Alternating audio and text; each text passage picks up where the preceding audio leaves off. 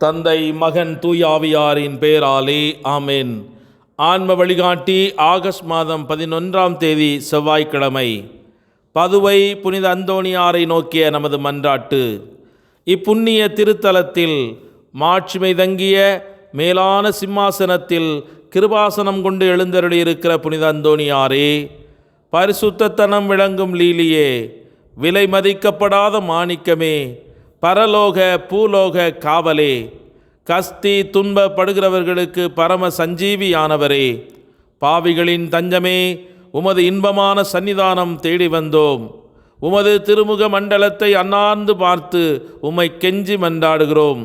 மகா சிரவணம் பொருந்திய புனித அந்தோணியாரே, சூரத்தனம் உள்ள மெய்ப்பரே, பசாசுகளை மிரட்டி ஓட்டுபவரே, திருச்சபையின் கருணையின் கண்ணாடியானவரே, உலகில் எங்கள் ஆதரவும் நீரல்லவோ, எங்கள் சந்தோஷமும் நம்பிக்கையும் பாக்கியமும் நீரல்லவோ.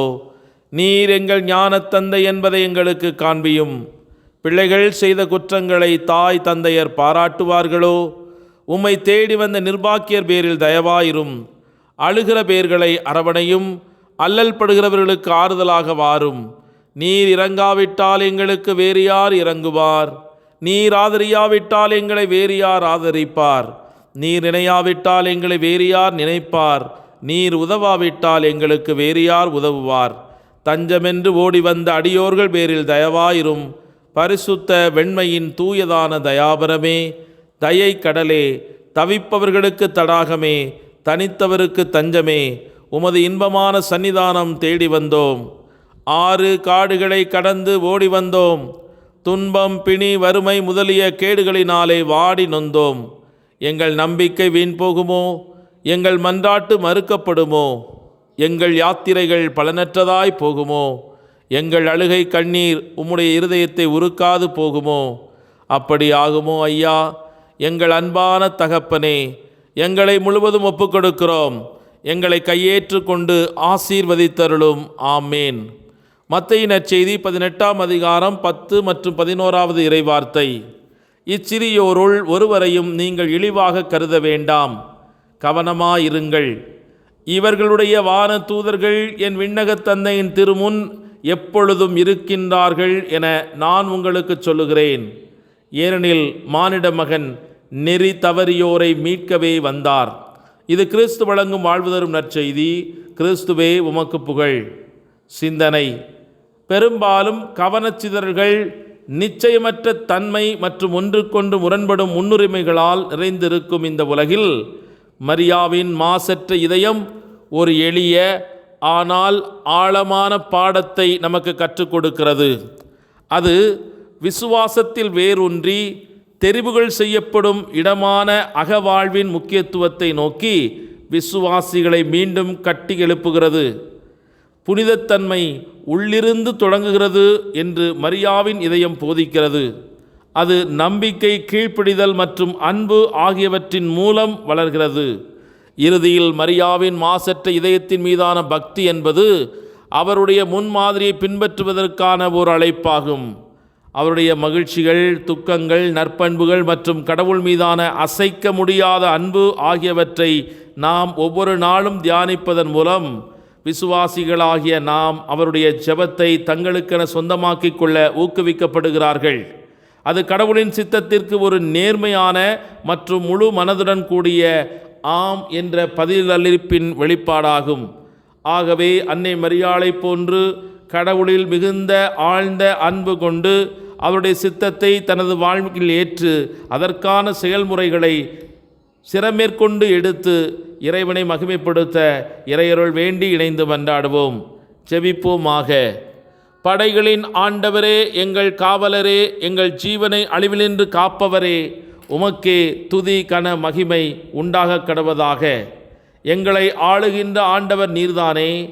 விலை மதிப்பில்லாத உமது தூய இரத்தத்தை சிந்தி பாதாளத்தின் சிறையிலிருந்து எம்மை விலை கொடுத்து மீட்ட அன்பு தெய்வமே, உமக்கே இனி நாங்கள் சொந்தம். இனி நாங்கள் எங்களுக்காக வாழாமல் எங்களுக்காக இறந்து உயிர்த்த உமக்காகவே வாழ எங்களுக்கு அருள் தாரும். யாருமே இல்லாமல் அனாதையாக கேட்பாரற்று கிடக்கும் பிள்ளைகளுக்கு நீர் ஆதரவாக இருக்கின்றீர். கணவன், மனைவி, பெற்றோர், உடன்பிறப்புகள், பிள்ளைகள் என்று எல்லோரும் இருந்தாலும் இல்லாதது போல தனிமையில் விடப்பட்ட எங்களுக்கும் நீர்தாம் தந்தையாக, தாயாக, கணவராக, மனைவியாக, பிள்ளையாக இருக்கின்றீர் என்பதை இந்த நாளிலே நாங்கள் உணர்ந்து உமக்கு நன்றி கூறுகிறோம். மனிதரிடம் அன்பை எதிர்பார்த்து ஏமாந்தது போதும், எங்களை இன்று நீர் உண்மையான அன்பினால் மூடி மறைத்து கொள்ளுகிறீர் என்ற சத்தியத்தினால் எங்கள் உள்ளத்தை பலப்படுத்தும். குடிகார கணவர்களால் வாழ்க்கையே கசந்து போனவர்களுக்கும், சந்தேகத்தின் நரகத்தில் வாழ்ந்து கொண்டிருப்போருக்கும், மனக்காயங்களால் மடிந்து போய் கொண்டிருக்கும் சமூகத்திற்கும், காம இச்சைகளின் உலகத்தின் பார்வையில் சிக்கி இம்சை அனுபவித்துக் கொண்டிருப்போருக்கும், உணர்வுகள் உதாசீனப்படுத்தப்பட்டு கேலி பொருளாக பயன்படுத்தி தூக்கி எறியப்படும் பொருளாக கருதப்படுகிறவர்களுக்கும், கணவனால், பிள்ளைகளால், சமூகத்தால் கைவிடப்பட்ட அனாதை ஆண் பெண் பிள்ளைகளுக்கும் இன்று நீர் நீதி வழங்குவீராக. அவருடைய வாழ்க்கையில் உம்முடைய பிரசன்னத்தால் அமைதியும் மகிழ்வையும் விடுதலையும் சுகத்தையும் நீர் பெற்றுத்தருவீராக. திக்கற்றவர்களுக்கு சரணாகதி நீர்தான் என்பதை நாங்கள் உணர்ந்து உமது அன்பு பிள்ளைகளுக்காகும் இடத்தில் மன்றாடுகிறோம். சிறப்பாக தடம் மாறி திசை மாறி சென்று கொண்டிருக்கிற எமது இளம் தலைமுறையினரை சந்தித்து உமது அன்பு அவர்களில் என்றும் நிலைத்து இயேசுவின் மதுரமான திரு-இதயத்தை அன்பு செய்ய அன்னை மரியாள் கற்றுத்தருகின்ற பாடங்கள் அவருடைய உள்ளங்களில் ஆழமாக ஊன்றப்படுவதாக. அன்னை மரியே, இறைவனின் தாயே, எங்களுக்காக எப்போது பரிந்து பேசுகிற தாயே, இன்று எமது அன்பு பிள்ளைகளுக்காகவும் பரிந்து பேசும். எங்களோடு தங்கி எங்கள் வாழ்வில் வருகிற இன்னல்கள் அனைத்திலும் கடவுளின் சித்தத்தை உணர்ந்து அதனை நிறைவேற்ற முழு முயற்சி கொண்டு எங்கள் வாழ்வை அர்ப்பணிக்க, உடல் பொருள் ஆவி அனைத்தையும் அதனை செயல்படுத்த எங்களுக்கு கற்றுத்தாரும். ஆமேன். எல்லாம் வல்ல இறைவன் தந்தை, மகன், தூய் ஆவியானவர் உங்கள் அனைவரையும் நிறைவாக ஆசீர்வதித்து புனிதப்படுத்தி வழிநடத்துவாராக. ஆமேன். இயேசுவுக்கே புகழ், இயேசுவுக்கே நன்றி. மரியே வாழ்க. இயேசுவின் இரத்தம் ஜெயம்.